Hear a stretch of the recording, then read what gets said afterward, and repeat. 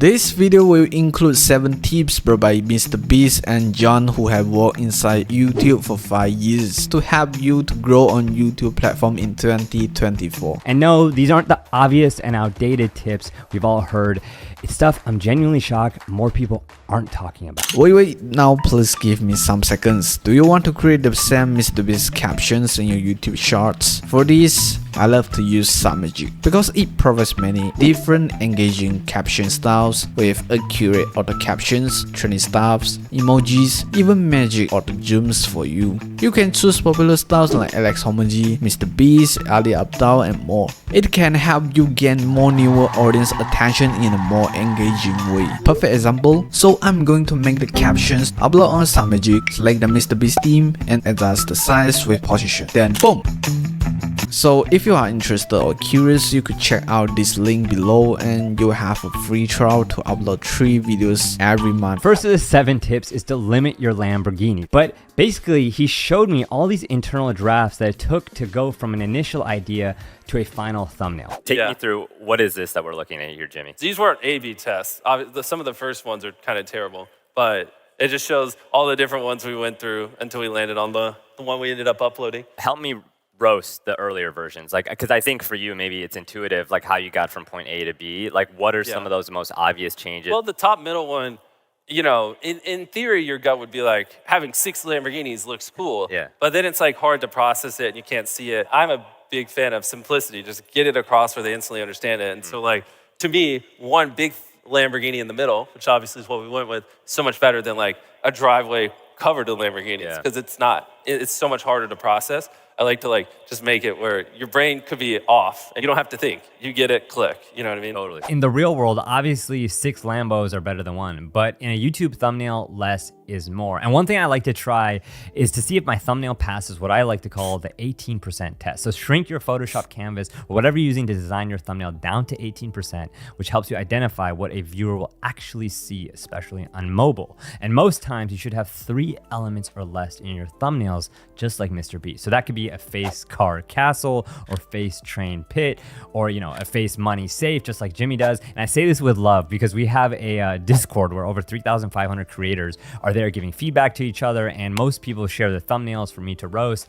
And I want to share 3 examples where if you zoom them down to 18%, you can't see the 3 elements clearly, and there's way too many Lambos stuffed in there. So by looking at it at a smaller scale, you can make better decisions on what to cut, keep, or enlarge. The second tip is to look off YouTube to succeed on YouTube. Now look, I'm not saying you shouldn't study other YouTubers, but if that's all you do and you dismiss content from Hollywood because it's too traditional, then you're losing out on so many ideas that could set you apart. Case in point, I was shocked to learn that actually this thumbnail idea for MrBeast's video was actually sparked from his team watching a scene from an Apple TV show called Severance. How did this go from a thumbnail idea to final? One of my thumbnail guys, Chucky, watched Severance, and one of the opening shots is that image in the top middle. He's like, we should do this for a thumbnail. And I was like, what does that even mean? And he sent me that Snapchat with a circle and a human. And I was even more confused, the image in the top right. And I was like, Chucky, I don't know, maybe you're drinking alcohol, even though he doesn't.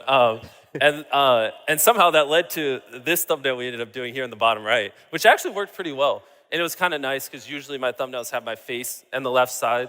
And I've been looking for ways to not have every thumbnail be the exact same. That was a good breakaway that people seem to like. You can draw inspiration from anywhere. It's not like we got that from a different YouTube thumbnail. Like, he was literally just watching Severance, And ever since hearing that, I've looked at 3 things differently: TV shows, billboards, and movie posters. And in fact, this thumbnail I made is actually from a billboard for the Spy Kids movie. I mean, I'm not even ashamed to say I was driving and I literally made a U-turn, parked, and took a bunch of photos of that billboard to add to my ongoing thumbnail Hall of Fame folder so I could later adapt it. And if you think about it, it makes perfect sense. On every Hollywood set, there's a director of photography whose entire job is to create a stunning shot that tells a story, just like we saw in Severance, or graphic designers who spend spend their careers making billboards and posters to catch your attention in a nanosecond while you're speeding on the highways. And this even goes beyond thumbnails. I mean, for actual video formats, think about what creators like Eric are doing. They're really just recreating Big Brother from TV,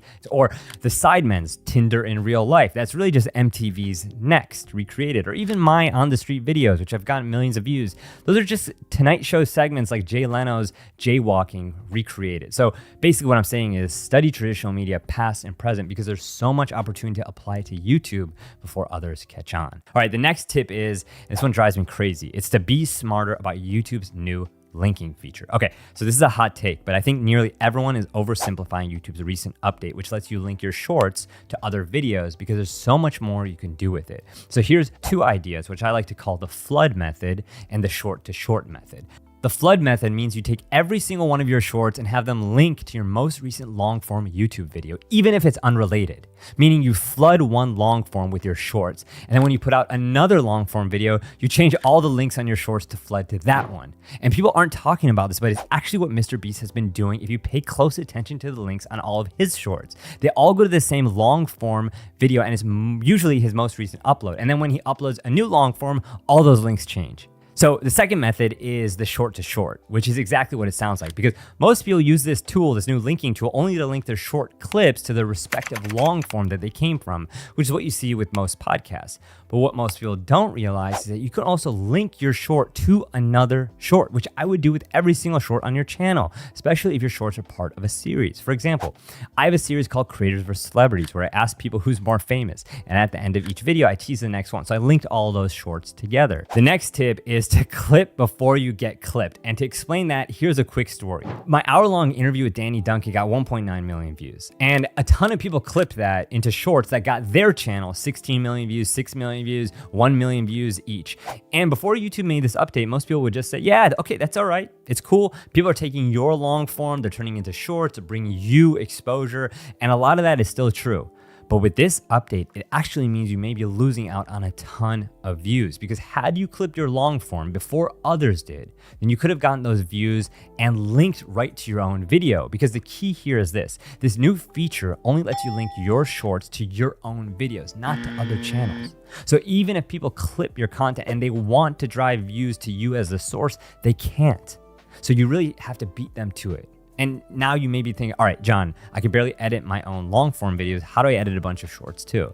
And that's what I thought. And there's a lot of great AI tools out there. And one that my team loves is Opus Clip, because you can simply enter your long form video link and boom, Opus generates a bunch of clips with your style subtitles, suggested headline, description, and even ranks them with a virality score. So you can prioritize which ones to post. Bottom line, you got to clip your videos before others clip them for you, because you never know when one of those clips gets 16 million views, and you could have brought even a portion of those views back to your channel, which could have been massive. The next tip is to use better music. And for this one, I have to thank our sponsor, Licked, because I know this one sounds simple, but if there's one thing you've probably seen across our channel, it's that we are obsessed with finding the right music and sound. And personally, I love using Licked because it lets you use mainstream music in your videos while being protected from demonetization and copyright strikes. And I'm talking about huge chart-topping tracks from artists like Bruno Mars, Charlie Puth, Oliver Tree, Cardi B, and not to mention, with over 1 million mainstream songs and a full library of stock tracks, your options are basically endless. It's a great way to use trending songs your audience already knows and loves, and it helps your videos just feel that much more familiar to newer audience. Which brings me to the next tip, which is use T-sheets to brainstorm videos. Now, Jimmy talked about how he's hired storyboard artists to draw his ideas out, but I want to talk about how we could do that even if we can't hire or have the budget. We have a full-time sketch artist. It's like, before I even put an idea on the calendar, we sketch out what the thumbnail will be like. Usually we'll sketch out a couple versions and figure out what the title is. This helps make sure what I'm envisioning isn't just dumb, you know? Okay, so a much more budget-friendly way to do this is something I learned from my interview with Zach King, who explained this amazingly simple tool called T-Sheets that helped him grow to 20 million subscribers. And I'll let Zach break it down here in a second, but basically it's a way to quickly visualize your ideas and share with others for specific feedback. It's essentially like picture an 8.5 by 11 paper with a T written across, and then you've got a synopsis on one side and a picture on the other and a title on the top. And that's just to help all kinds of learners. You have people who read, you have people that just, for me, a visual learner, I see like an image and I get the concept. a little easier. And then you also come up with like that memorable top line title that is almost like, it's not YouTube title ready, but it's just to give you an essence, and sometimes it's very memorable. From there, Zach has his team vote on their favorite tee sheets to turn into videos, which makes it so much easier than talking about their ideas and generalities like most people do. And if you don't have a team, don't worry. You can do this with your roommates or family members. The point is, it makes it so much easier to have a concrete ask, which is, hey, what do you think of this specific tee sheet with a headline, sketch, and concept already on there versus what do you think of this ambiguous idea that you send over a text? And that brings me to our last tip, which is to prepare for a potential link apocalypse. Let me explain. Part of YouTube's recent update is the removal of hyperlinks in shorts, right? So no more links to external sites, outside affiliate links, and so forth. Instead, we now have that linking feature in shorts that we discussed. And YouTube is giving you more prominent links on your channel page where you can link up to 14 links, customize the titles, and so forth. And for now, I gotta say, this actually seems like a decent trade for us as creators. But the big question is this.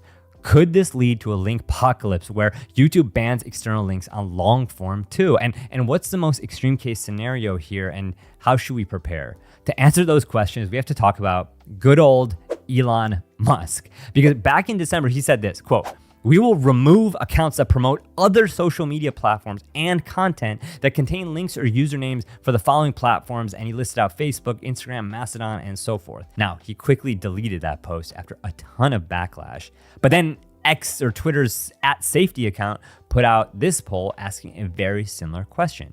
So regardless, the cat was out of the bag. And you know what Elon said is pretty harsh, but it actually makes business sense for platforms like Twitter and YouTube and Instagram to not play nice and to not link to one another. I mean, do you ever wonder why putting a YouTube link in your Instagram stories leads to this crappy mobile web experience opening up instead of bringing you right to YouTube's app? It's the same thinking. I mean, apps don't want to donate traffic to one another. And now Elon's tweets and YouTube's updates are just accelerating this. So if I were you, I would sprint these next few months to diversify your traffic. And that's actually why I've started my own cartoon newsletter a few months ago, because we've all heard this whole thing, you know, rented land versus owned land. And I think now is the time to really take action on it, because there could be a world where you get less links on long form next year. I'm not saying it'll happen. I'm just saying you shouldn't be caught off guard. And of course, there's actually legislation that prevents big platforms from removing all links, so you could rest easy. YouTube is probably going to start prioritize even more traffic within their platform like they're doing with shopping.